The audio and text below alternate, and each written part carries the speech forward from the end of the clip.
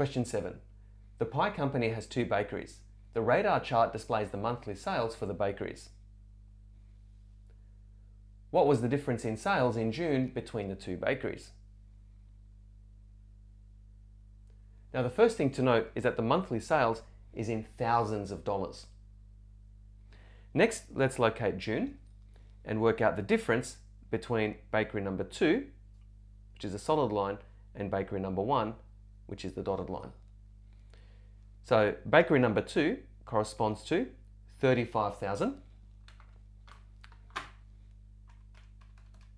we're going to subtract from that the monthly sales for bakery number 1, which lies in between $20,000 and $15,000. And that's $17,500.